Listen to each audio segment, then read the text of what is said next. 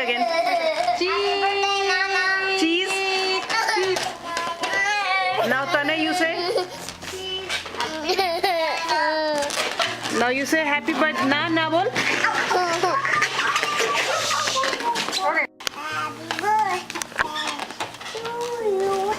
Happy.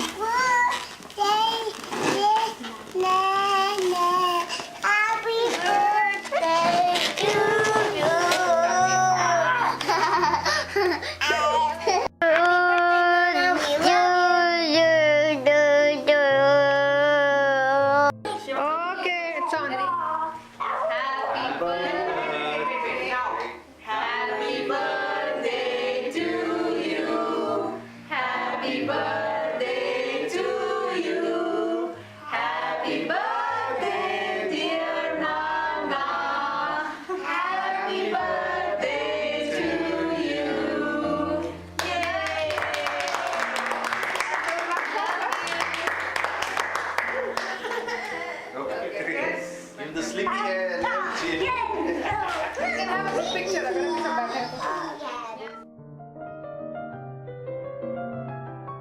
अन्निम्मा 70वें जन्मदिन पर हमारा हार्दिक अभिनंदन और बहुत सारी शुभकामनाएं। ईजा, बाबू और हम सब की ओर से, बीनू, आद्या सब की ओर से हम इसी तरह 70वां, फिर 80वां, फिर 90वां, फिर 100वां जन्मदिन मनाते रहें।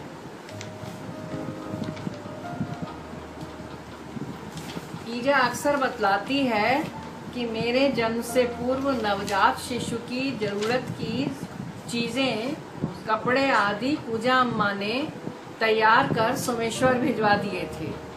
मैं और अन्निम्मा समवयस्क हैं। वे अन्निम्मा के जन्म की तैयारी कर रही थी और साथ ही मेरे लिए भी तैयारियां कर रही थी।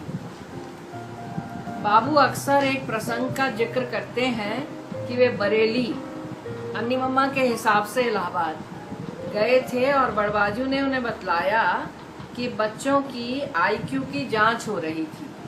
तब आईक्यू नापने वाले लोगों ने कहा कि अन्निम्मा का आईक्यू नापने में उपकरण भी फेल हो गए हैं, वो इतना अधिक है। संभवतः अन्निम्मा की आयु बाबू के अनुसार तब 5-6 वर्ष की थी। मुझे अन्निम्मा की पहली याद बरेली की है। तब हम लोग वहां गए थे। अन्निम्मा 7-8 वर्ष का होगा। वो मुझे अपने कमरे में ले गया, अपनी किताबें आदि दिखाई और एक कढ़ा हुआ तकिया गिलाफ भी दिखाया जिसमें रेशमी धागों से कढ़ाई की गई थी। यह उसके स्कूली काम का हिस्सा था। वह संभवतः ऐसे स्कूल में था जहां छात्र छात्राएं दोनों पढ़ते थे और ये कढ़ाई उसके पाठ्यक्रम का हिस्सा थी। मुझे ये बात बहुत अच्छी लगी कि अन्निम्मा कितने गर्व से अपनी उस रचना को दिखा रहा था।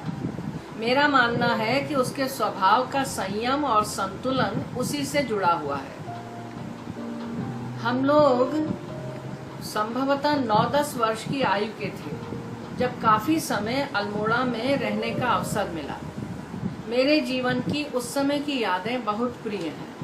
शायद छुट्टियों के दिन होंगे क्योंकि मुझे अन्निम्मा के स्कूल जाने की याद नहीं है। मैं अपनी पढ़ाई छोड़कर गई थी। ईजा बीमार थी। शाम को एक शिक्षक मुझे और बीनू को पढ़ाते थे। दिन भर हम उस 4 मंजिले बड़े से घर में तरह तरह के खेल खेलते थे। हम 5-6 कुछ बड़े बच्चे थे। कौन कौन थे ये मुझे याद नहीं है। हमारा एक खास खेल था किरकैंची।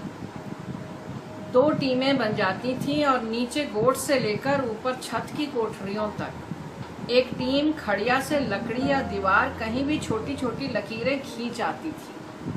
दूसरे दल का काम होता था उन लकीरों को ढूंढ ढूंढ करके काटना। एक भी ऐसी लकीर काटने से रह जाने पर टीम हार जाती थी।